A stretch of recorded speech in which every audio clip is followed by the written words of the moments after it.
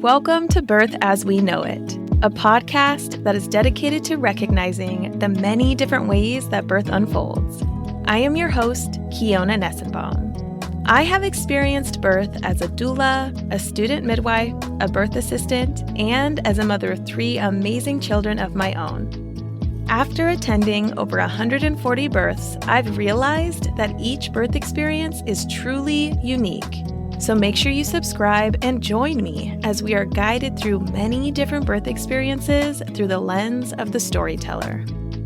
Please be aware that some of these stories can be triggering to hear. So feel free to pause, take a breath, and come back and listen whenever you're ready. With that said, let's prep ourselves to dive deep and get detailed about what really happens in the birth space.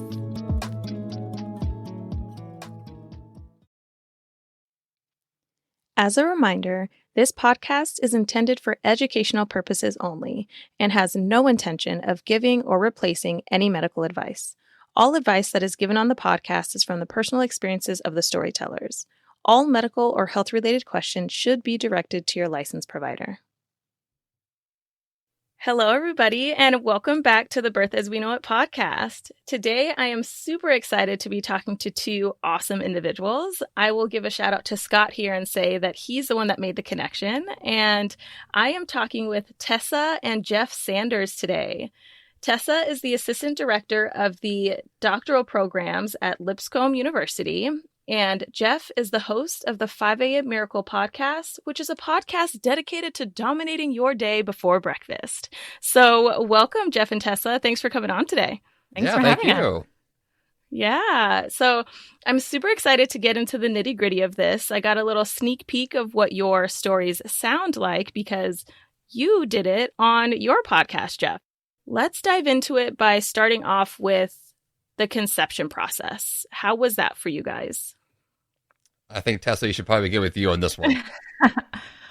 Let's start with when I was a doctoral candidate. I was trying to get my doctorate, and I was like, I had this perfect plan for how the timeline was going to go with starting a family. I graduated with my doctorate. Things were not happening.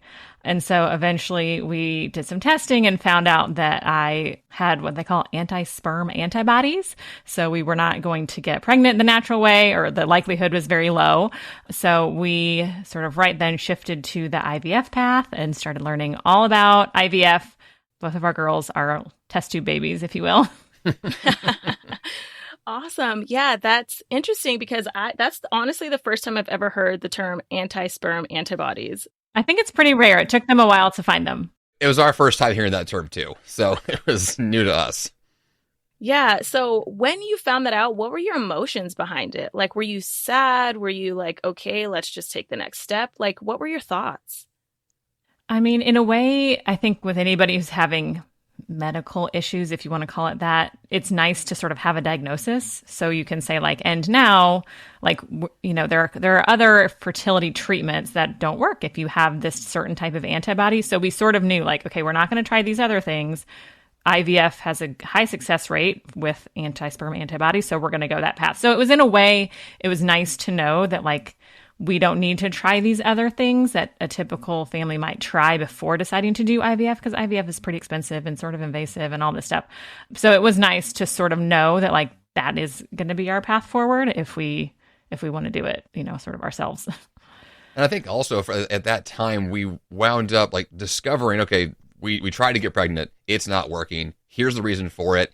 And there are medical interventions that are effective today that didn't exist, 20, 30 years ago. And so in many ways, we're very fortunate that IVF exists at all and that there was a path forward that was possible. As difficult as it is, we can go into all the details of what it is. It's complicated, it's messy, it's expensive, it's crazy.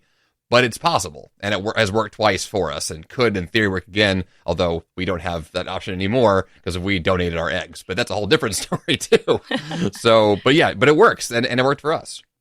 I think that's a really important point to bring up, is the fact that it is something that is available today.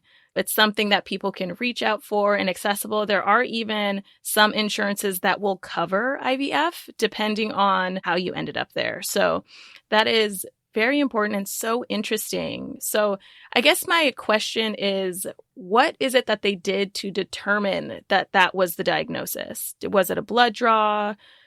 I think it was a blood test. Yeah. Yeah. And then there's other fertility treatments where you use like pharmaceutical drugs to like time your egg release and you put the sperm in at the same time and all that stuff, which is typically what you would try like a few rounds before you decide to do IVF. And we were maybe in the middle of one of those. We had done one and the test results came back in the middle of that one. Basically said like, this is a waste of time. Let's move on to the more hardcore solution. About how long were you guys trying before you realized that it wasn't happening naturally? Well, I sort of, I don't know, maybe other women have experienced this, but like I had a plan. And so I had been like tracking my periods, my cycles. I remember one time, I think Jeff, you were with me. We went in to see like a fertility doctor or something. And I like whipped out this little Post-it note. Do you remember this? You had lots of documents. You got so much documentation. It's crazy. I whipped out a Post-it note that had my like cycles. And you were like, what? Like, why are you bringing all these notes and Post-it notes and all this stuff? And the doctor like looked at it really seriously. And she's like, well, if you've been trying and like tracking your cycle for 6 months or more and you haven't had a pregnancy, then that is considered like time to look into it a little bit more. So I'm glad that I had done some of that tracking. I've had a very like irregular period. So the numbers were all over the place. But it was, partly that made her say like, this actually does warrant like looking into a little bit more. We also were not like the youngest couple. And so I think after you reach, at the time when we did this the first time, I was in my early 30s, but even then they're like, if you want to have multiple kids, we need to get this ball rolling. So we don't want to just keep trying and trying for months and months before we call it. And so we were fortunate that they were like, yeah, this probably is some fertility issue. Like, let's start doing testing and see what we can find. And they kept digging until they found these infamous antibodies.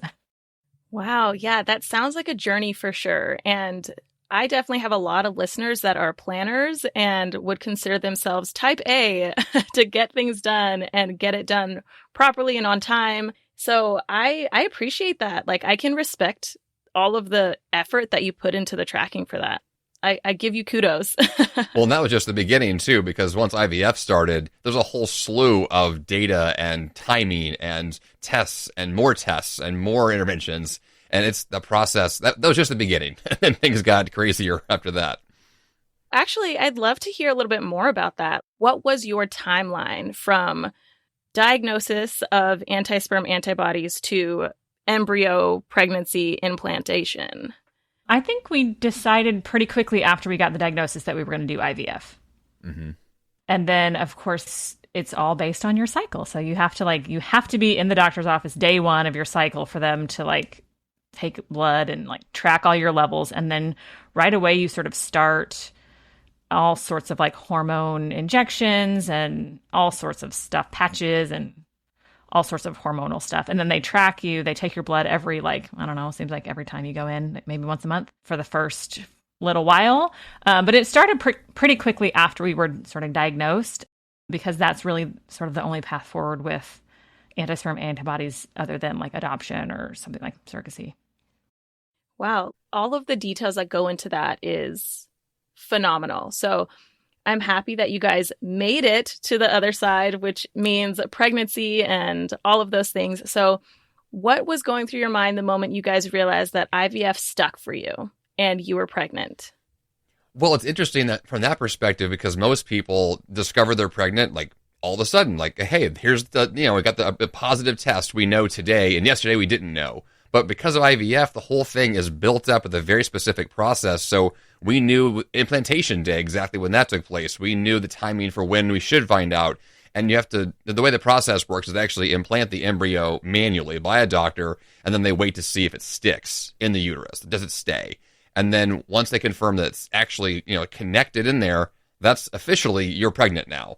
So we knew that day was coming, and then when it did, then it's the waiting game of, will it actually stay there, or will there be a miscarriage, which is highly likely in IVF. Like, that's a very strong possibility because it's not an authentic pregnancy in that sense. It's artificial. So we knew we were pregnant, but then we kept having to be like, well, are we still pregnant? Is it still real? Like, that kept coming up. So do we tell people? Because I feel like I don't want to tell them because it may not work. There's a lot of apprehension about, are we pregnant yet? So it took a while. And I think the fertility clinic, they deal with a lot of women who have a hard time getting pregnant. So there was never a point where they're like, congrats. It was just like, here's the next step. And then you come in for this appointment, and then we'll follow up in 2 days, and then we'll follow up in 2 more days, and then we'll see you in a week. I mean, it's very matter of fact. It's definitely not like a touchy-feely place to be. Everyone at the fertility clinic I thought was like pretty sad. It's a dark place to be because people are getting bad news every day there, because they're told like your family you want isn't happening now. And it's so common. So when you're in that waiting room, you can't be excited for yourself because you don't want to make someone else feel bad. So it's weird. And you feel for the other women there, knowing that like, maybe like I've gotten this gift, but like other people here don't leave with the same. So it's exciting, but there's also sort of, it's laced with like a little bit of bittersweet, just knowing that like there are so many other women struggling with the same thing, and they might not have gotten the news that we got. And there were also 2 couples that walked into the waiting room while we were there over the months that were people I knew, my friends, that I did not know were having trouble until I see them in the waiting room. And then all of a sudden we have this thing in common. And we live in Nashville. It's a big town. There's no reason for them to be there. And yet here they are with us. And it felt like this happens to people, and we're all going through the same thing. But I took a so they tell you like you're implanted on this day, like do not take a pregnancy test. Come in like, I don't know, 15 or 18 days afterward, and we'll do a blood test and we'll tell you. And I was like, okay, yeah. So like, I don't know, day like 12, I was like, I'm taking a pregnancy test. So I'm in the bathroom, I'm like taking this pregnancy test, and there's like the faintest little line. And of course I knew we had been implanted, like things were for the most part like going well. And so I woke Jeff up, I'm like, look, and he was asleep. And so I showed him this pregnancy test. It was so faint that he was like, it's fine. Like they said it wouldn't show up yet anyway. And I'm like, no, there's a faint line. And he's like, okay, like let's just wait until the appointment like they said. So it was a little anticlimactic because we did have this long build up, but I still did a pregnancy test. That was actually going to be a question that I asked, because I've heard that it's quite common for people to skip on that rule and to just take at-home pregnancy tests before their in-office appointment. Yeah, I definitely did that. And then when we went, they're like, you're pregnant. I'm like, yeah, I've already taken 5 tests. Thanks. Yeah. I want to take a step back a little bit and talk about how having that experience with seeing your friends in that office. I had a similar experience because my husband and I went into a vasectomy clinic, literally called Dr. Snip's office, right? And so What the? I know. And so we go in there and we know that every single person that walks through that door is there for a vasectomy. It's not for, like I have a wound on my arm. It's not like a general hospital waiting room. So you go in and you have conversations with these people at the front desk, and you're like, should I be quiet about the fact I'm getting a vasectomy? And it's like, no, everybody's there for that reason. So yeah, that's relatable in that sense of everybody knows why you're in a fertility clinic waiting room and what that means. But the thing that's also adds a little bit more detail and depth to being in a fertility clinic waiting room is the things you've mentioned of you don't know who has that success story. You don't know who is still struggling. You don't know who has that positive. You don't know how many times that person has been there. So to see your friends and know that they're also trying, like, did you go up to them in the waiting room and say, hey, man, how's it going? Or were you just letting them have their space? No, instantly I was like, oh my gosh, hi, what's going on? Like, it was this, because at least one of those friends I hadn't seen in 10 years. And so I was very excited to see him again. And then the second friend was actually an old coworker. That was a little more awkward, but at the same time, it was like, we know we're here. We need to talk and like have the face-to-face about it. And fortunately, both of those stories worked out well because they have kids in themselves. At least, I think they both have at least 2 kids. And so it was successful for them also. I know that after the fact. But at the time, and in the moment of, it was, we're here. It sucks. You're here. It sucks. But it was a good bonding experience from that. I'm in a way glad we had the experience because it made me feel at least like it's not just Tessa and I by ourselves on an island. Like, it's people we actually know in the same experience. I think that's really important too, is having the community in a place that feels so isolated. Did you stay connected to them throughout your process and check in on them, or were you kind of just waiting to see? I mean, they were acquaintances. So, I mean, like, Yeah. kind of far removed acquaintances. But like when you saw the Facebook announcement, it was like, oh, that did work out for them, Oh, yeah. Well, and they were public about it too, talking about the IVF process. So it wasn't a secret, which was obviously for us, we announced it to the whole world in a podcast as well. So it was very public. But after the fact, like before you have the That's baby, true. it's like, oh, I don't really want to talk about this. But then after you do and it works, you're like, we did IVF. That's right. Yeah, that's a good point. Just being able to kind of have that silent acknowledgement of, oh, it worked. That's great. So let's go ahead and dive into the nitty gritty of your first pregnancy. Did you experience any hardcore symptoms, or what were the thoughts going through your head with what you expected your pregnancy to turn out to be? I hadn't really thought about it a whole lot. Like the amount of time we had spent trying to get pregnant, I hadn't thought a lot about what it would be to actually be pregnant. I think I wouldn't really sort of let my mind go there in case that was like a party I was never going to get invited to. And so I was a little like thrown off. I remember I didn't buy maternity clothes for a really long time. Like I think I was in like the 4th or 5th month. And then I was like, I should probably like just stop trying to squeeze into like my stretchy pants. But I was in such denial that this was actually going to work, even though we had no reason to think that it wouldn't work. But I think because we had spent so much time in this fertility clinic, and there are a lot of people who have other types of infertility, so they can't carry the baby or the pregnancies don't come to term. So I think it was a really long time where I was like, are we really doing this? For much longer with the first pregnancy for sure than the second. Jeff, what was going through your mind throughout the pregnancy? So I've discussed this also in my podcast. I started getting panic attacks around the same season, starting during IVF, and then it built up during the pregnancy. And I ended up, this is like after the pregnancy, after the delivery, 8 months later, I had back surgery, which I stem from the stress and panic attacks I had previously. Like, I think it's all connected. I don't have no proof of that.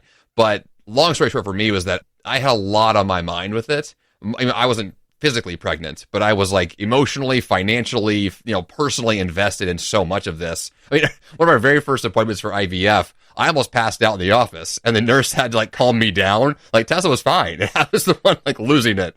I don't like hospitals in general, so having to go back to these places again and again it was really uncomfortable for me for a long time. And so being pregnant was just fear-inducing, honestly. I didn't know what I would be like as a dad. I didn't know if I would be a good dad or a bad one, or if I could pull it off. And looking back at it now, things have all been fine. I mean, hard, but fine. And it was unnecessary for me to go through all that nonsense. At the same time, that was what I felt. So I experienced what I experienced. I think also, like, when I found out that I was pregnant, I was reading all the books. Like, I had read every book about pregnancy, everything about, like, just anything. Whereas I don't think Jeff had done that. And so, like, I was in a much more, like, zen, happy place. Like, I'm having a baby and, like, this is going so great. And even, like, morning sickness or, like, aches and pains, it's like I had heard women, like, previously in my life be like, oh, I'm so sick. And I'm like, I want to be sick. Like, I want to have morning sickness, like I was like really like excited to be pregnant. And I was just consuming so much content. I felt like I was really increasing my knowledge base. Whereas Jeff was like thinking about our family finances and thinking about our, lifestyle and how that's going to change. And there's not quite as much of like a roadmap, I don't think, for dads in that way. A lot of the content is really created for moms. So even if he wanted to read a book, it's just not really meant. They're not written for dads for the most part. Yeah, I agree with that in saying that the resources are abundant for the birthing person. Like when you're there and you're trying to learn something, like how can I expect my body to feel? What can I expect as symptoms? There's a limited amount of resources that are out there for dads and partners because they're not the ones experiencing the physical aspect of carrying a child, So everybody that's listening to this needs to create things for dads and parents and partners, please. Well, it's usually a footnote in the book. It's like the entire thing is for the mom, and there's like a paragraph at the end for the partner. And they're just like, good luck, bye. Like, yeah, high five, good job, you did it. I think that more content definitely needs to be created for partners. I am going to give a shout out to a podcast that I'm not connected to at all called the Dad Edge podcast. It's actually a really amazing podcast for dads, and it talks about everything. And my husband listens to it and he constantly sends me episodes. He's like, oh, this is cool. And it's from a male perspective. And I'm like, that's awesome. I'm down to listen to it. So it's really cool. Speaking of content and creating, did you guys get any books that were related to supporting a birthing person, like the birth partner. I know that in your episodes you had mentioned Ina May's Guide to Natural Childbirth. Talk to me about how you utilize those resources. Yeah, I was all about Ina May when I found out about her work. And I was like, I need to read everything. And being sort of the nerdy academic that I am, I'm like, I need to read primary documents. Like, I don't want books written by other people about her. Like, I want to read from her own words. And so I was doing all this research. And that book really made an impact on me. You know, I knew that I wanted to do like a natural birth, but at the time I didn't even really know like what that, like I didn't have the language for that. I just knew like, I don't like hospitals and I don't like medication. Especially coming out of IVF, like for the few months, maybe month before your implantation, and then 3 months after that, you're on heavy hormonal drugs, lots of injections, lots of painful stuff. And so at that point, like maybe 3 or 4 months into my pregnancy, I was like, I don't want to be in a hospital. I don't want to have any of this medical stuff. I just want to do this by myself. And as you know, that's very countercultural.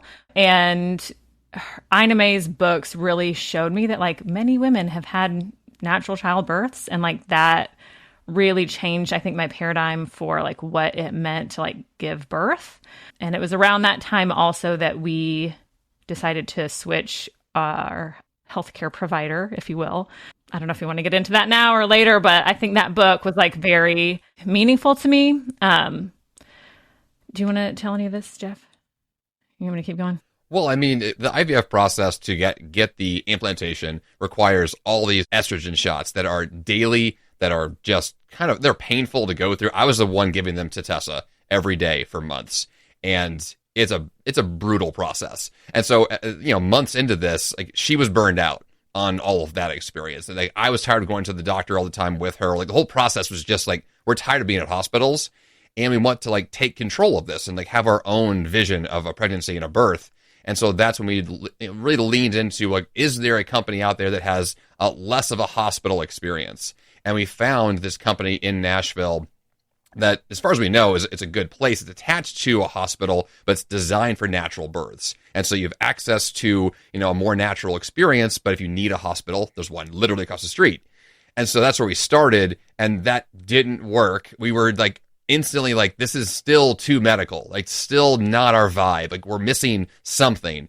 And so when Ina May's book showed up, it was, well, there's a beautiful picture being painted here for something we've never experienced, we have no knowledge of, but it sounds so blissful, like, well, let's go that direction. So for us, that was when we just like really leaned into what a natural birth be for us. So then I'm reading the book and I get to the end and I'm like, wait, this place that she is writing about is near us. We're like an hour and a half away from this farm, like sanctuary that she has talked about. And I was like, wow, like, I think maybe we should give this a try. And then I also, in the back of her book, there's a lot of statistics about like the sort of success rates at the farm. And I was really sort of blown away by the number of successful births they had at the farm compared to like the hospitals that we were close to. And the statistics there really sort of proved to me that like this place is worth looking into. So it took a little bit of conversation, but I was like, we should do this. And Jeff was like, what are you talking about? Like that is an hour and a half away. It's not really that close. Well, it wasn't even that. It was also like, are we going to become hippies now? Because that's like what we're opting into. And like, I've been a vegan for a while. So I was like, I'm already kind of on this like a more countercultural path, I guess, with my diet. But this is like pretty hardcore to like live in the woods for a while to give birth without doctors and hospitals. So I was like, are we going to like wear tie-dye and do this thing? We did, by the way. It was great. But like, it was not something that I was like, I had to like mentally shift to go that direction. Let's actually just dive right into that. Tell me about the day it took place and like how long you're supposed to stay there, because it's an hour and a half away. So from what I remember, the farm has like these little cabins that you kind of like quote unquote like rent out for your birthing time, and then you stay until you have the baby and then you leave afterwards. So tell me all the details that you're willing to give. Yeah. It's lovely. I mean, it is like that. It's this little cabin in the woods. What you're supposed to do is go like pretty far in advance of your birthing time and stay so that when you have your birth, you're there and you're sort of zen and it's very mellow. Well, we were both working full time and I was like, okay, like let's just see how things go. And like as we get closer to the due date, like if we want to go like the day before or something like that, like fine. No, I think we had planned to go in as much as we could, like a week before the due date. Like, I think that was my plan on my calendar was we'll give it like, a few days ahead of time if we can, like, squeeze that in. But we were pretty confident on what the due date was going to be, so we could time it well for that. That was the plan going into it. Yeah. It didn't really work out like that. It didn't work that way. So how did it work out? Tell me everything. Well, we might want to back the story up and go back to hypnobabies, because I think that's a good precursor to how this, part went down. So Tessa, you might want to take that one.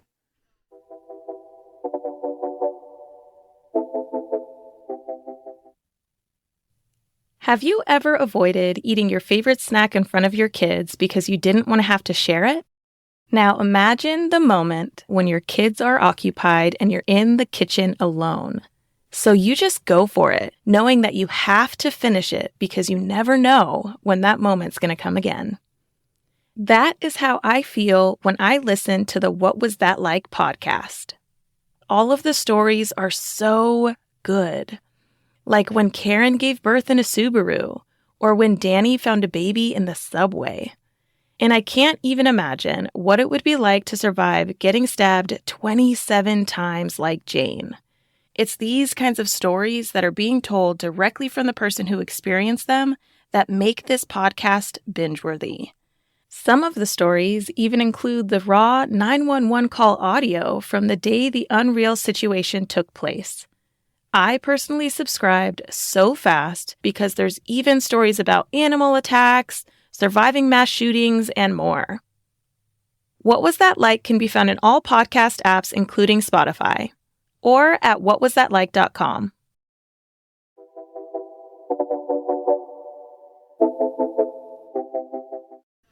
So first we decided that we're going to have a natural birth. It's going to be in the woods. Our family's already thinking we're a little crazy. And then I decided that I would like to do a hypnobirthing class, which is where you learn how to put yourself into a state of self-hypnosis to help manage the pressure and stress and anxiety and fear of childbirth. And so it was a 6-week course, I think. And you really just learn how to put yourself in hypnosis, and your birthing partner has a role, and they help give you cue words to help you sort of get into this. So again, I was practicing daily. And so I was, of course, very calm because I was hypnotized every day and in a state of utter relaxation. So I knew that when my birthing time came, I was going to go into my hypnotic state and sort of stay there and let my body do the work. But we were at home. I was making myself a freezer meal, food to eat now and then food to also freeze. And this was maybe, 3 weeks before the due date. It was 2.5 weeks before. 2.5 weeks. And I'm carrying the food to the table. It's looking really yummy. And I was like, oh, my water just broke. And he was like, what? I was like, yeah, it did. And then we were like, oh, this is going to happen much sooner than we thought. And we need to get to the farm. But it's a pretty rustic place. And there's a long list of things you're supposed to bring with you. We hadn't quite gotten all the things. So I was like, Jeff, you got to go to the grocery store and get the things. Well, Tessa had already packed a go bag to go to the farm. And that was prepared a month in advance. And so she was ready with a lot of that stuff, but there was last minute things you need, because if you're going to live on a farm, for a couple of weeks, you need food, you need supplies. It's almost like camping, and you need to prepare your stuff.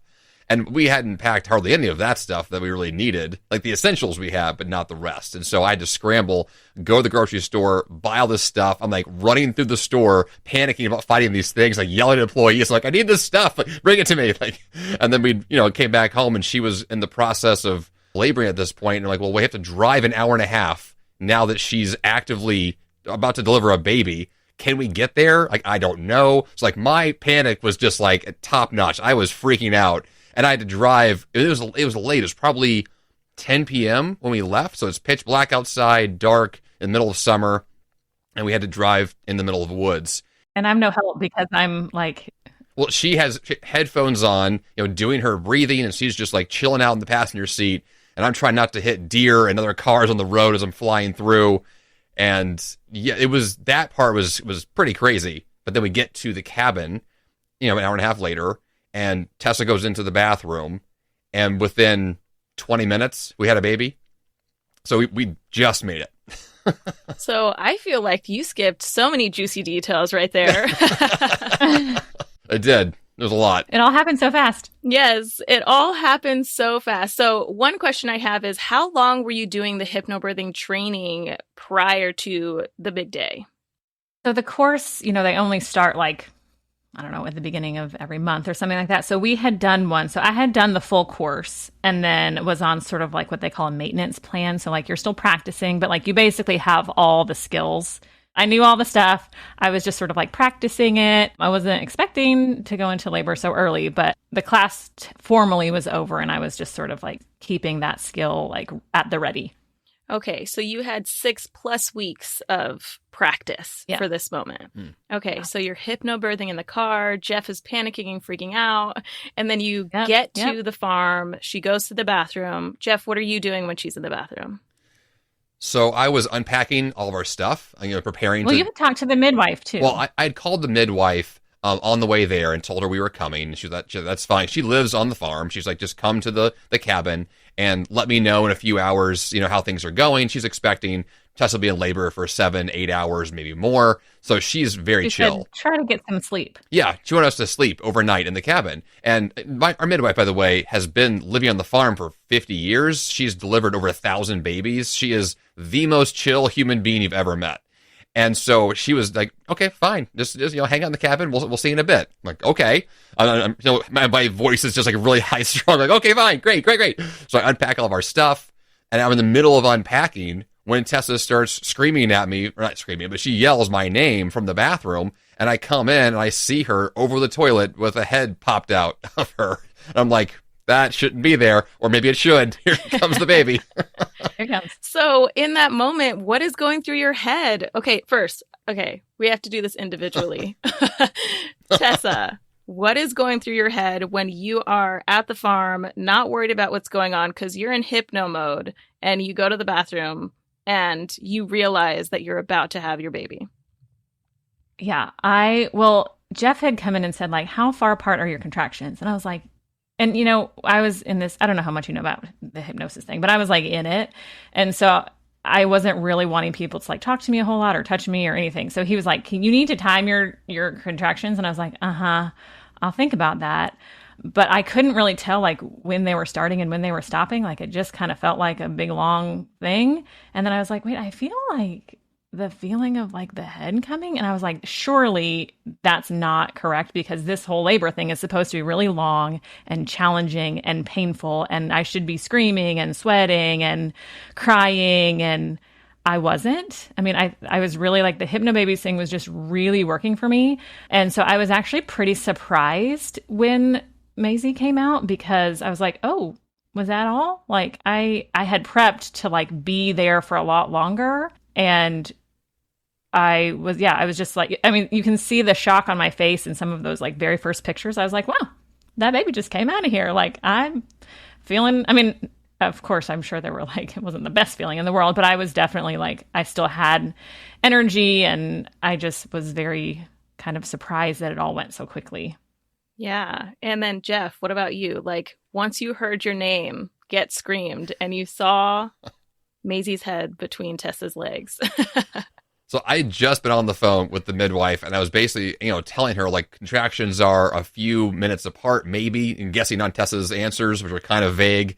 And so the midwife said, okay, I'll try and be there in an hour just to check on her, but I don't think this is a rush. And so I kind of just, okay, I'll just hang out. No big deal. Then I hear my name getting called. I walk in, here's a head. And I just like, I kind of froze, like, it's happening now. Okay, this is it. And I run over to her and I literally put my hand under her and I catch her immediately. She like right there is delivered and I'm holding her over the toilet with this baby. I'm like, well, here she is.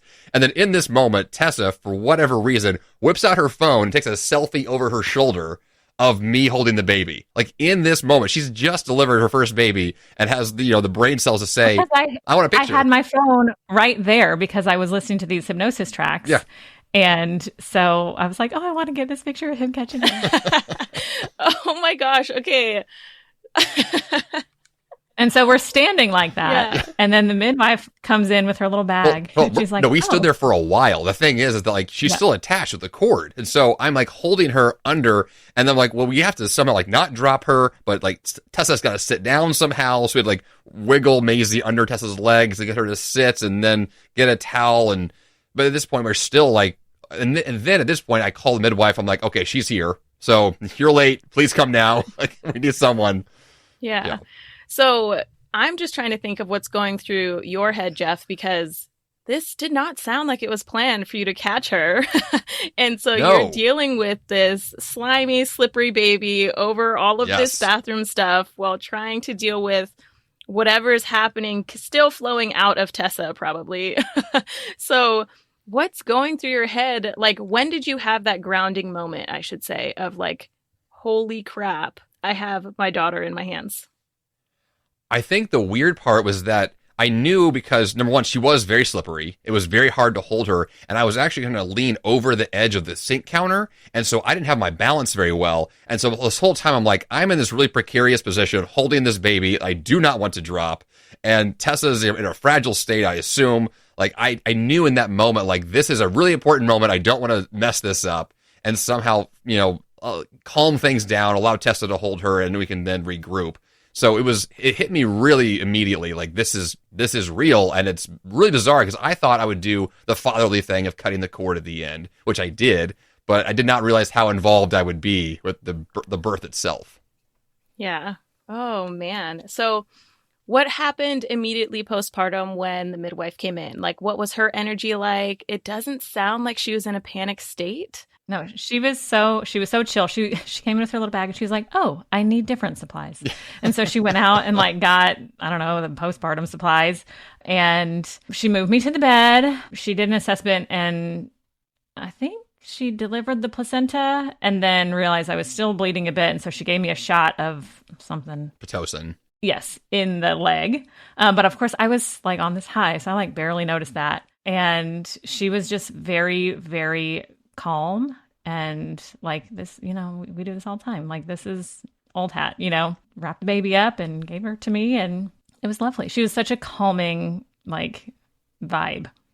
Which we both needed, or at least I needed, and that sense of we have this brand new experience, and yet here's someone with, decades of experience who's telling us everything's fine. And so I trusted her, and they were great. Yeah, and it sounds like she just came and had that reassuring tone of like, all right, here we are. Yeah. One question that just came to mind is, at any point were you guys upset that she didn't make it there? In terms of the midwife not being there for the birth, you mean? Mm-hmm. Yes and no. Like, I knew she literally lived in a house that was 5 minutes from our cabin. And so I really didn't care that much because, and the farm has multiple midwives on staff on this facility. It wasn't like we were alone, but it was this sense of, we drove there in the middle of the night, and we're in this dark place. It's brand new to us, and we have a newborn baby that's still attached to Tessa by the cord. I'm holding it, and she's bloody and messy, and I'm like, this is a weird moment. I need someone to come pull us out of this. Like, there was that kind of feeling, but she was there within a few minutes. So it wasn't a big deal. And I think that and this is true for both my pregnancies, but we'll talk about that other one later, I'm sure. But I think I really wanted to do it by myself. Like, I wanted to do as much as possible by myself. I had heard like labor at home as long as possible. So I was not even like really in a hurry to get in the car. And Jeff's like, you're like pretty far into labor. Like, we need to go. And I was very confident that my body would do what it needed to do. And I didn't want anybody, like I said, like touching me or asking me questions or like taking data on me or like checking for progress. Like, I wanted to do it all by myself and stay in my little hypnotic zone. And so I know it was not Jeff's cup of tea, but I was happy that I was able to sort of do it with like just the two of us, three of us, I guess. Yeah, definitely the three of you. Little baby plays a role too. I think that's so amazing. So in your immediate postpartum time, after the midwife leaves, tell me what's going through your heads and what's happening next. Do you breastfeed? Tell me more. So I knew I was going to breastfeed. I had read all the books about breastfeeding, and it was very painful for me. Like, I have pictures of me just like running my hands down my face, being like, this is so painful. And I was really hoping for it to be this like wonderful, blissful moment where like the mother brings the child to her breast and, blah, blah, blah. And like that never really happened for me throughout my breastfeeding journey. So those first few days especially were hard because I was like, this is not going as I wanted it to. But being in the little cabin that we were in, I thought was like really cute. And we didn't have cable TV. We were off of social media. Like, I would have been happy to stay there for like months. Well, it's totally off grid. There's no cell service. There's nothing. You're in the woods, which was, in a sense, it was a very, very cool place just to have a few days to just hang out and be with the baby.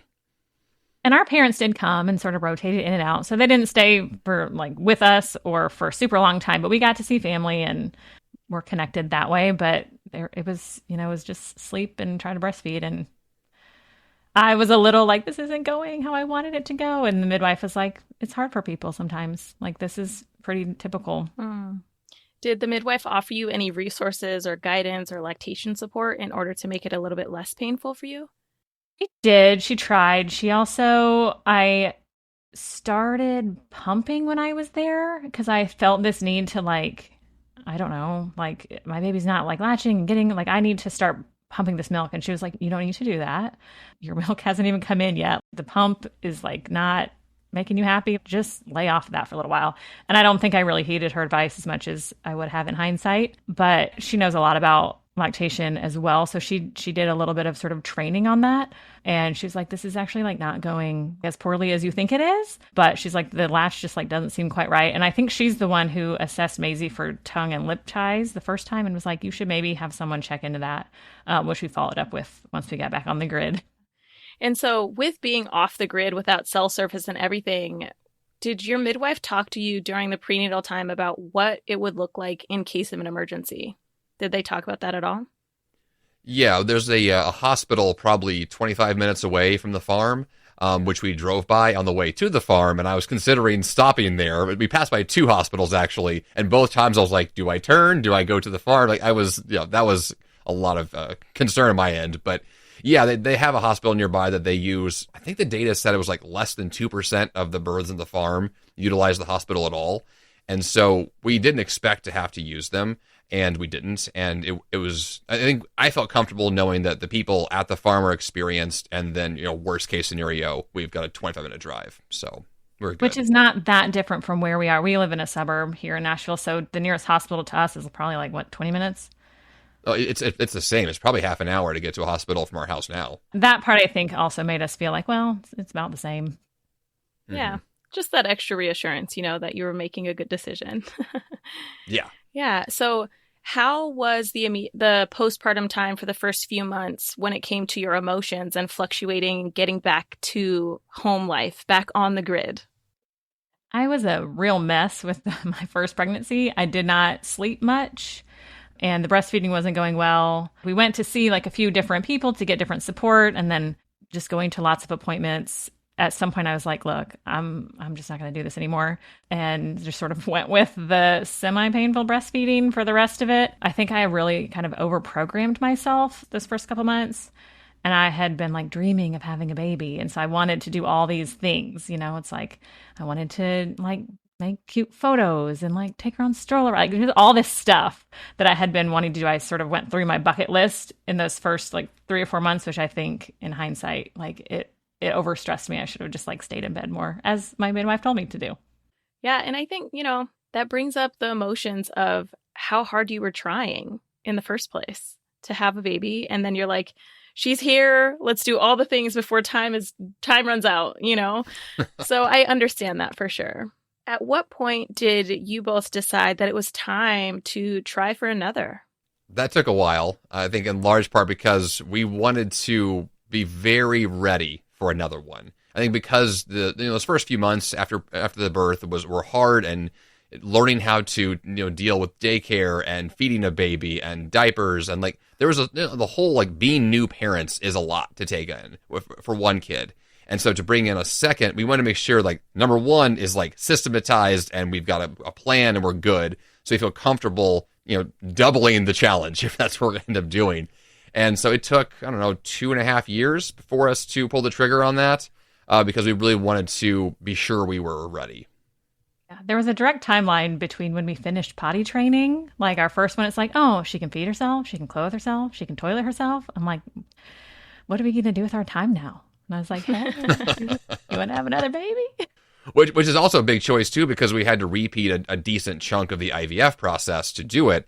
And so for me, by the end of the delivery of Maisie, our firstborn, we had already been through a couple of years of IVF and pregnancy, and we were already tired at this point, at least, that we already had this sense of like, we've been through a lot, and now we have a baby to take care of, and now that's a lot by itself. And so after 2 years of that, it was, okay, we've had 4 years of a lot of this, and it felt like just, do we want to do more? Like, do we have enough in the tank to say, let's continue this, sign on again to more IVF, more of the whole process of pregnancy and delivery and a newborn?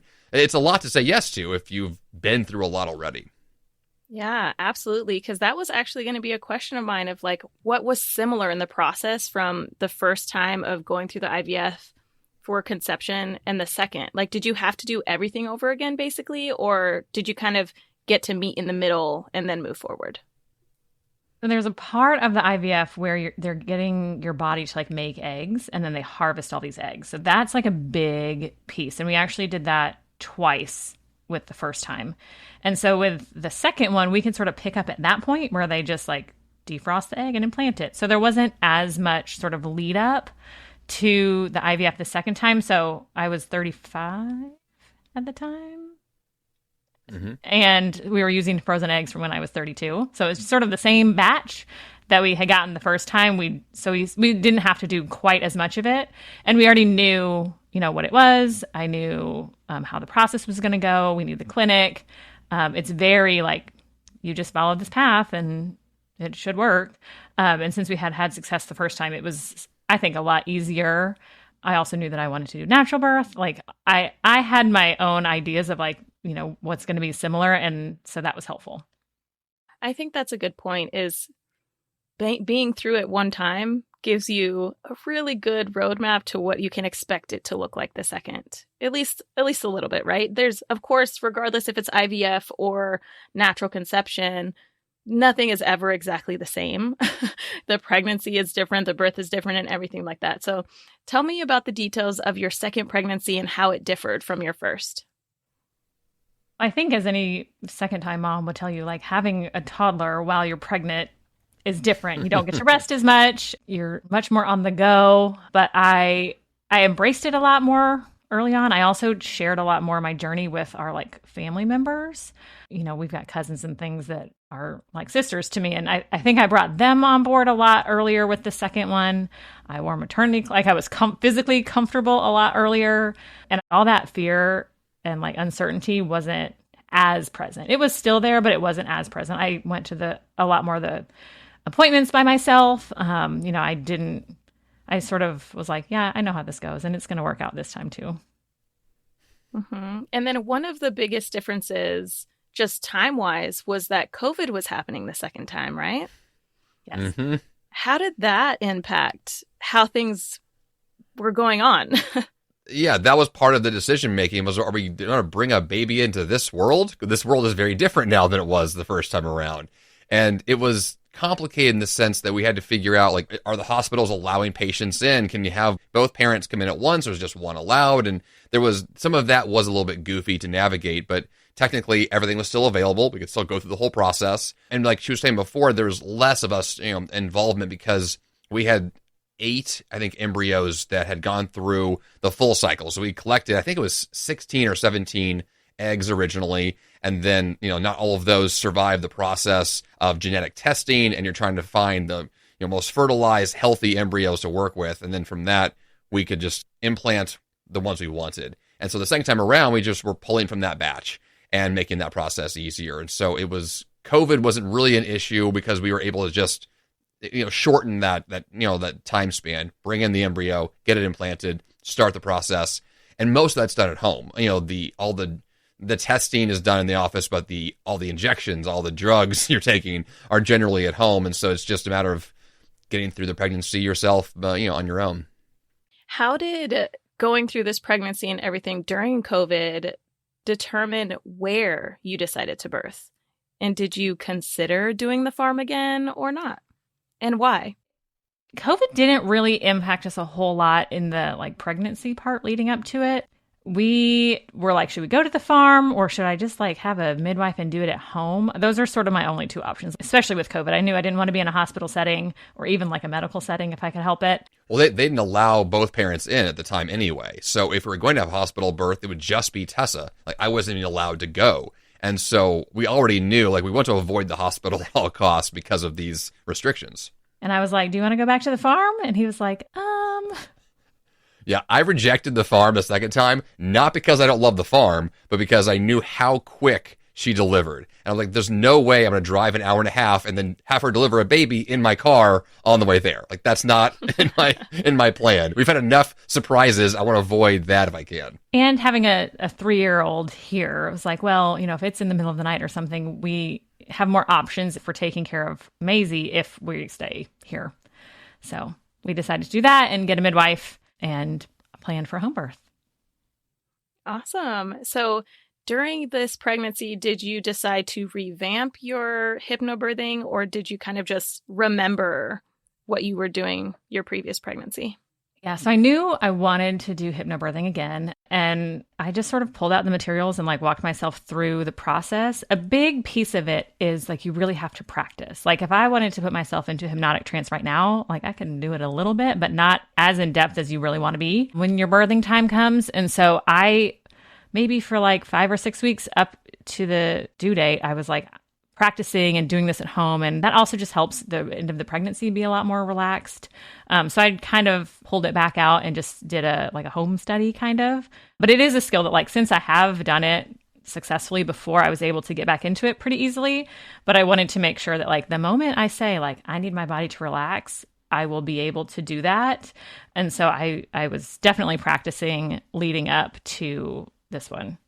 So let's just dive right into the moment it happened. You are pregnant, you get through your pregnancy, all is well, and then your body's like, oh, we're having a baby. What happens? Yeah, so I woke up in the middle of the night, as you do, to go to the bathroom. Well, first, I was fully expecting this baby to come 2 or 3 weeks early. And that didn't happen. So I'm waiting and I'm ready. And toward the end of your pregnancy, you're kind of uncomfortable. So I'm I would like this baby to come out of here. And so I actually did a hypnosis track the day before my due date, which they tell you, do not do this track until your due date has come and gone. But the track is get this baby out, or I'm giving my body permission and the baby to come out. And so I did that one a day early. And then within 24 hours, I was in labor again. So I don't know if it worked or if it was just because my due date was right there, but I had done that the night before. So I was I'm ready. And then, I don't know, maybe 3 o'clock or 3:30 or something, I woke up to go to the bathroom and I was oh, I think the water has broken. But I wasn't sure. And so I just kind of hung around in the house in the middle of the night. And I was oh, yeah, I'm getting ready to go into labor, I think. And so I get my hypnosis tracks out. I'm doing some of the early ones. And I was wanting to wait and wake Jeff up at 5 because he's a 5 a.m. miracle. And I was I want him to get a good night's sleep because if today is the day, then at least one of us will have slept. But I think at 4:45 or something, I didn't quite make it to 5. I was I should wake him up. So I woke him up. I'm it's time. He's time for what? I'm it's time. And he's what are you talking about? And I was I'm having a baby. And then I just went into my little zone as I do. Maisie slept the whole time. I was in the bathroom. He's asking me, should I call the midwife? And I'm don't call her yet. I want to labor here as long as possible without the midwife. And he's okay, well, how far apart are your tractions? And I'm I don't know. Don't call the midwife. And he's I'm calling the midwife. And you were checking on me. Yeah, so at this point, I was checking on her because I was convinced there's going to be another fast delivery. I just had no reason to believe otherwise. So I called the midwife, and she gave me the same kind of speech of this will probably take longer than you think. I'm not in a hurry to get there, but I'll start packing my bags just in case. And then I called her back 10 minutes later. I'm well, there's a baby here, so you might want to come now. It was one of those, just another super fast experience. On this one, though, when the baby was delivered, I was making a coffee in the kitchen, and Tessa was in our bedroom, in the bathroom of our master bedroom. And I hear her, once again, yell my name, and I'm thinking, oh no, I think I just missed it. And I run in with my coffee, and I see Tessa holding our baby in her arms. I'm like, well, there we go. There it is again. Yeah. There's that. So, Tessa, you got to give me the details of what's going on in your head when you realize, oh, baby's coming and now baby's here. Yeah. I was like, at one point I like was sweating and I was like, wait, I remember sweating like last time. And I was like, oh, that was like right near the end. I'm like, maybe I'm like toward the end of this. And, you know, when you're in the hypnotic state, you're really not trying to like think ahead. It's just is like right now, like I'm riding this wave and then the wave crest, you know, it's very in the moment. And so I didn't really let myself linger on that a whole lot. But then I was like, oh, this baby's coming like right now. And she just came out and I was kind of like stage yelling because I didn't want to wake Maisie up. So I was like, Jeff. And I don't know like why I thought I needed to be super quiet because she's going to wake up eventually. He was like, I'm going to go get some coffee. Like, you'll be fine. And I was like, yeah, like, I'm sure it's not going to be anytime soon. And then it was like minutes away. So I'm just so in awe because you're so aware of what's going on in your body, but in a hypnosis mindset. You're embracing what's happening, staying in a calm state, and just going for it and literally taking it one breath at a time. Mm-hmm. Yeah. Then you're like, oh, I have a baby. This is great. That's the dream. That's the dream that people want. They want to be like, oh, look at this. I just sneezed a baby out, you know? Yeah. The way that I did the hypnosis thing is I was a bit like disassociated from my body. Like I wasn't trying to pay attention to like every single little feel. Mm-hmm. Like I think I probably could have been a little bit more aware of like where I was in the process if I was like, oh, there's a feeling that's different, or like, oh, my body is pushing and I'm not really doing that. But I was just sort of almost like kind of staying distant from my body and just like really focusing on my breath and being relaxed and just letting my body do what it was made to do. And again, I was very confident that it would. And so I think that's partly why, again, I was a bit surprised because I wasn't really paying attention to like, I was trying not to pay too much attention to like pressure and things like that. Yeah.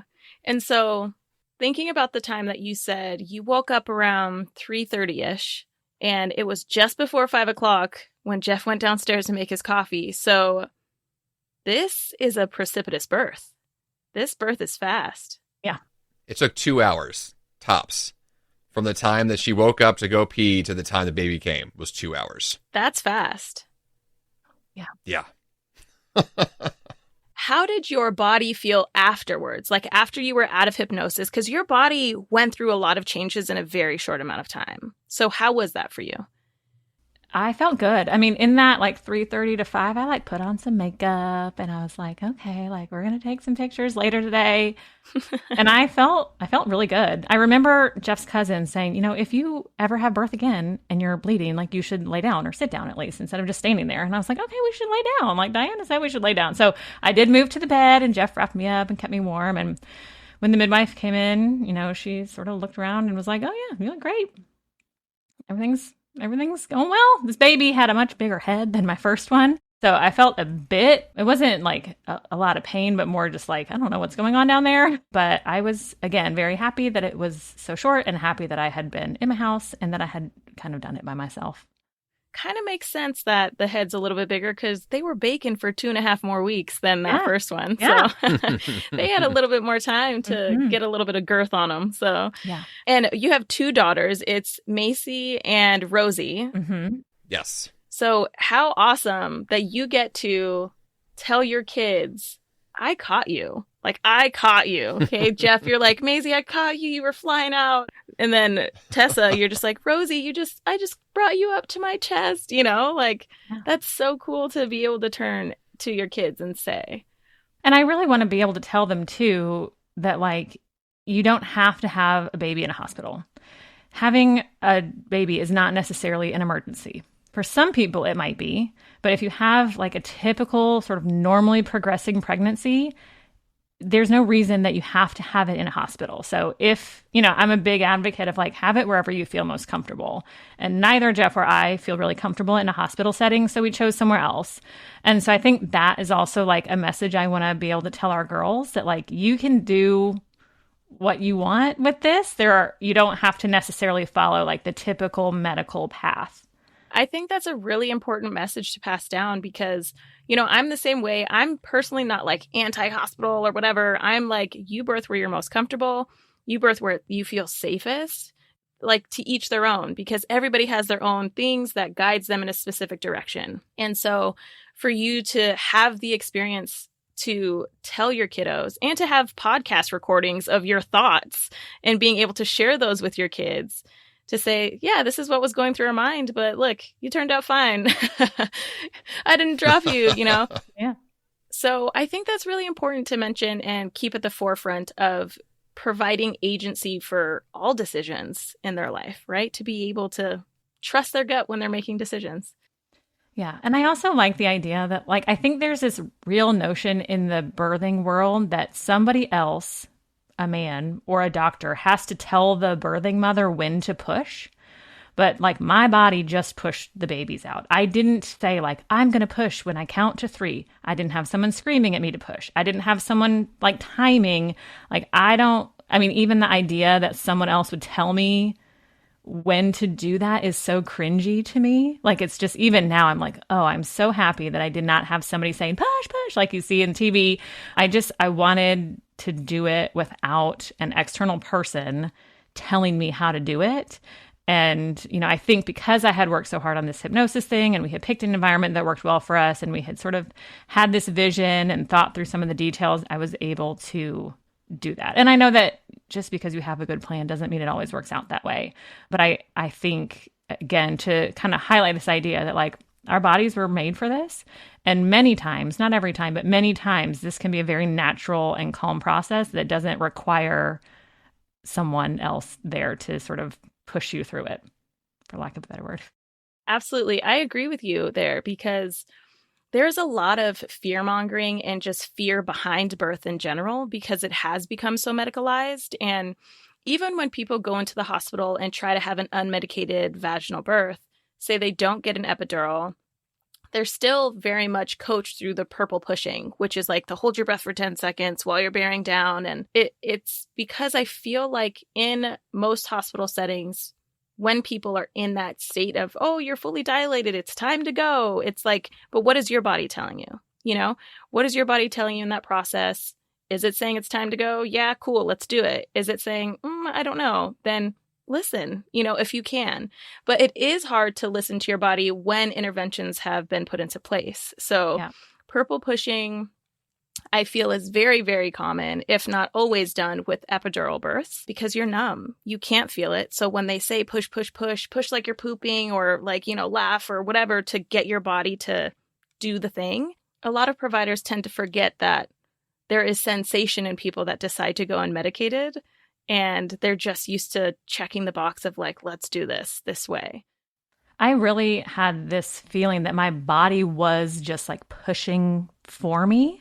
I didn't ever make a intentional, I'm going to push now. I just felt my abdomen shifting and being oh, it's doing something different now.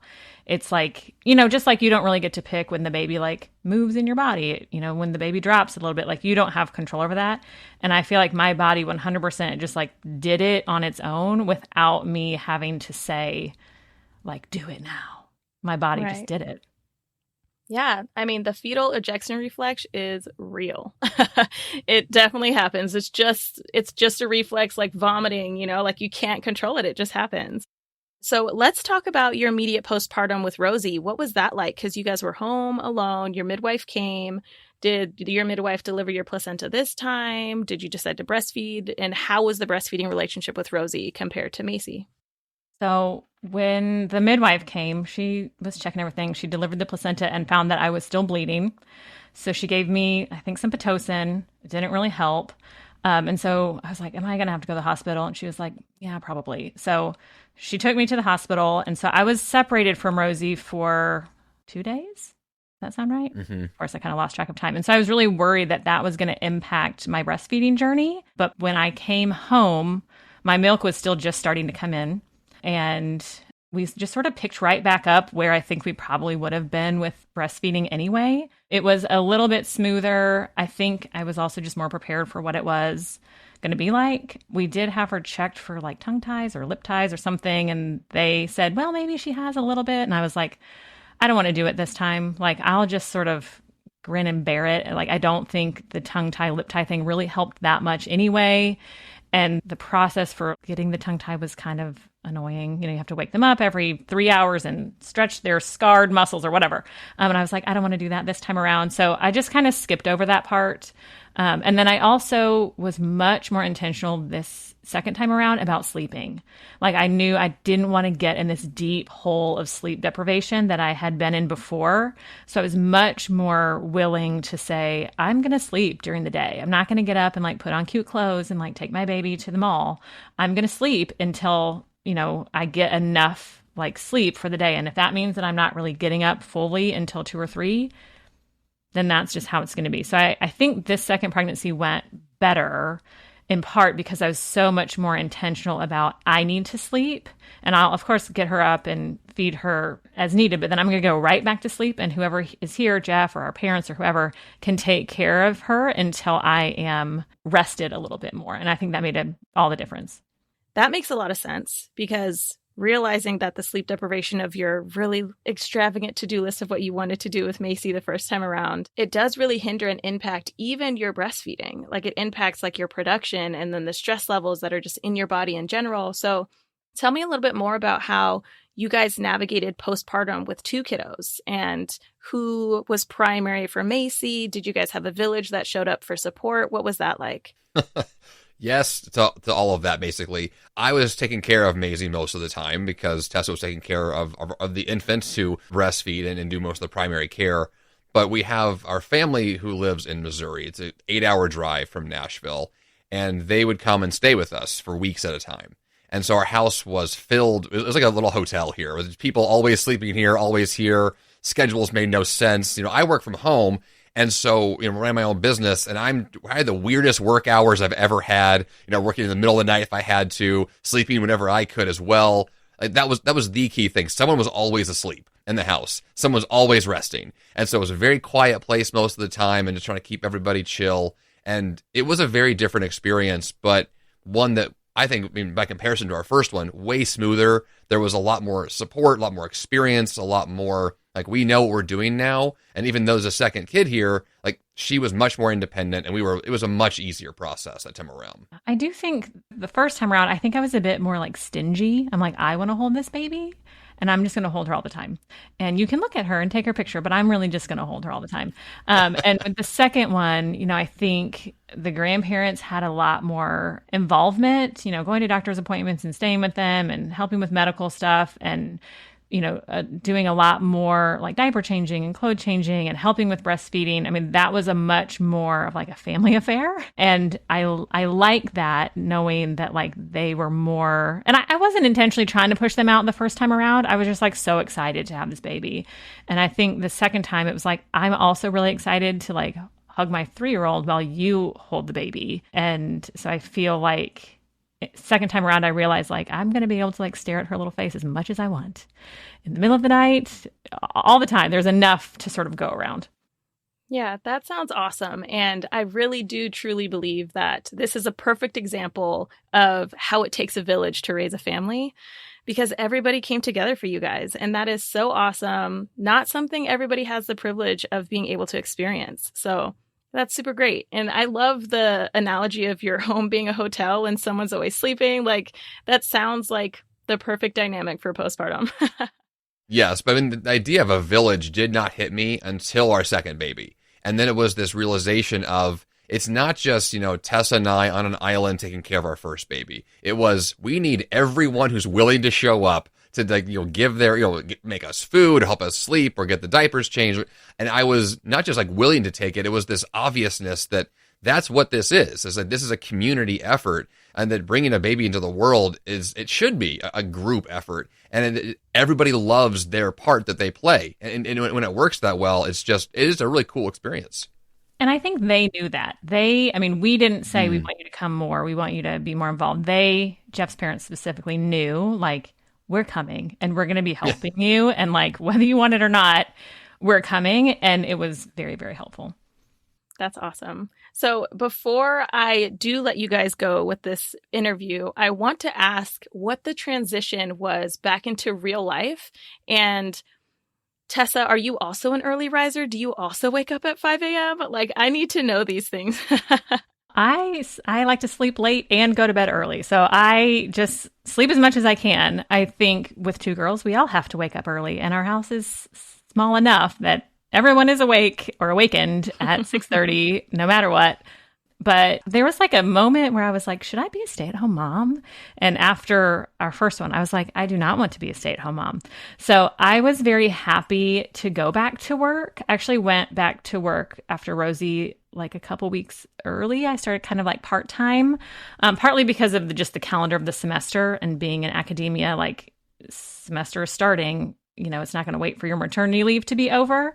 I was sort of ready to go into like working mode again. I love babies and I love my children, but I was like, I would like someone else to like change these diapers for a little while I like do some research or read some books or something.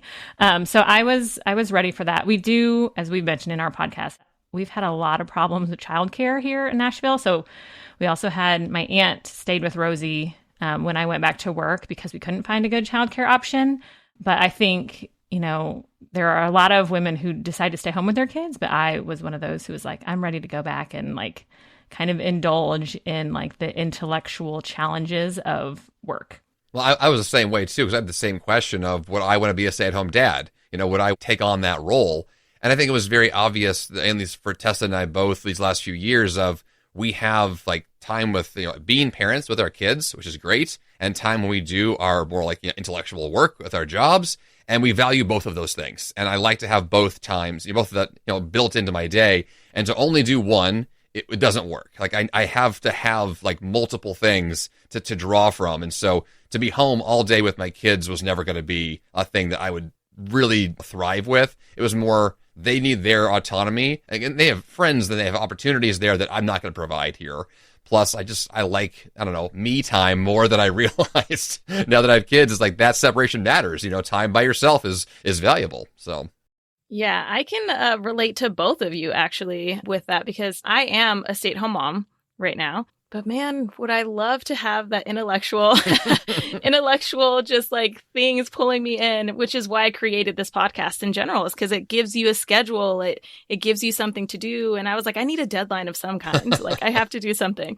So that's super awesome. I just want to say, Jeff and Tessa, thank you so much for sharing these stories with me. I am so excited to project these stories out into the world because they're so different. And you guys are talking about catching babies unassisted in such a calm way, which I think is really awesome for people to hear, is that it doesn't have to be a scary experience. So I appreciate you both.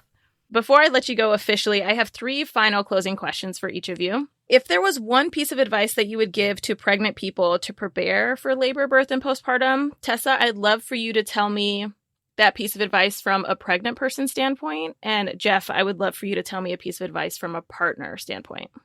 My advice would be to prepare. Like, I think some people, their plan is to like, I'm just going to roll up to the hospital and they're going to tell me what to do. But I think really like doing some preparation, either taking some courses or reading some books, even if you do have a hospital birth or medicated birth, there's some time that you might be in labor before you get the support that you're looking for. And I would just encourage people to have a plan for that so that when your birthing time does come, it's not laced with stress and fear. So do some preparation, be prepared. Yeah, I would say I've heard a lot about like the role of dads and as being parents in general. And the bar seems to be pretty low for dads. And mostly what I've heard is like, if you just show up as a dad, that's awesome, like A+. And I find that to be so pathetic. Just showing up is not enough. Like when I show up as a dad, like I need to be fully on. I know I'm not delivering a baby, but there's a lot that goes on. There's a lot of logistics. There's a lot of planning. There's a lot of daycare drop-offs and diaper changes. And to be fully involved in the process on purpose and to plan your life around it it's a big choice. But once you've opted in to being a parent, like you're in. And I think that embracing that and accepting that, it makes the process so much better because then you can actually get good at it and enjoy it. And then it's fun. It takes a while to get to be fun. There's a lot of work first, but like it does get fun. and then it's awesome. But I think for me, like, I don't want to, I don't know, set the tone as like, dads are just kind of in the background. It's like, no, like, be there and be awesome. And then things are better. I love that. I think that's so important, especially just coming from a dad, coming from someone who is on the side of not being the birth giver, because I also find it quite pathetic that people set the bar so low for parents. Like, oh my God, you took the kids to the store by yourself. Oh, you're so amazing. It's like, yeah, do I get a high five and a cookie every day? Like, what's going on? So yeah, I appreciate both of those pieces of advice and viewpoints. The second question that I have is, what is one resource that each of you would share with the listeners that is related to preparing? Mine would be the hypnobabies or hypnobirthing. Like, I think the specific one that I did was called hypnobabies, but there's other ones I think out there. But I didn't know that was even like an option. So I would put that out there for newly pregnant women or people who haven't heard of that before. Like, just Google it a little bit and see if that's something that feels right for you. I don't think I actually have a resource specifically, because I piggybacked on hypnobabies so much. Like, we did those courses together. And I think a big part of it was like latching on to what Tessa was doing. A funny story from the hypnobabies thing that I wanted to make sure I told was that one of the Tessa knows where this is going. One of the tracks that is near the end of the process has both of you will listen to the track together. It's designed for the couple to listen. And at the end of the track, it's like, imagine your stretchy vagina. And I'm like, I'm trying to do that. It's not working for me. but at the same time, we have this sense of like, we're in this together. And we chose a resource, together that she definitely was vibing with. And so I wanted to lean on what was working well for her and support that. And hypnobabies was so effective for her. Like, she was so in the zone so much that it was like, whatever I could do. I read a lot of the scripts to her to prepare her for that. And that I became a trigger for her to calm down. I would say the word relax and touch her shoulder, and then she would instantly relax. And so when I have that's a key word for her now. I can do it now, and she still responds to it because it's so powerful. And so I just thought me being involved in that process in that way ended up being very helpful. Yeah, I think that's awesome. That's a really good point. And hopefully you don't say the term relax in an argument, because I don't think she'd have the same response. My last question is, if each of you could choose one word that you would use to describe the birth experience for you, what would it be? One word, that's hard to narrow it down. Surprising is the word that I would use. I think just joyful. Like, even with the ups and downs, like, the net emotion is joy. Awesome. Yeah, I think both of those words can definitely be heard in the stories that were shared today. So yeah, I love that. Awesome. Well, thank you so much for giving me your time today. I appreciate both of you. And yeah, I'm going to share this far and wide. Excellent. Love it.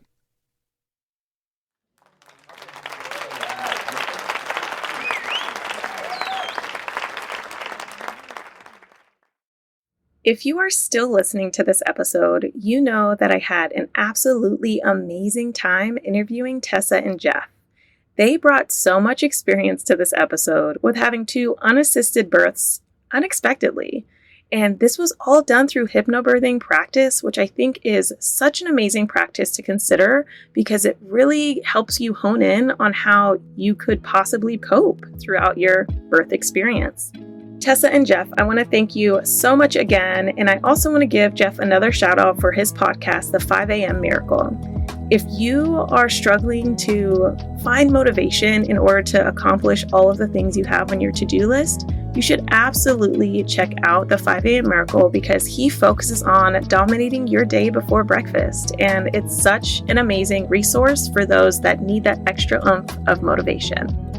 Now, going back to Tessa and Jeff's birth experience, their first one in particular with their daughter Maisie, I was so curious, and as I was editing, I realized that I didn't ask if their midwife was Ina May, because they were at the Farm Midwifery Center. So I reached out to Jeff and asked him, and he said no, their midwife was not Ina May, but they did have the opportunity to work with Carol Nelson, who has been with the Farm Midwifery Center since 1971 and has caught over 1,000 babies.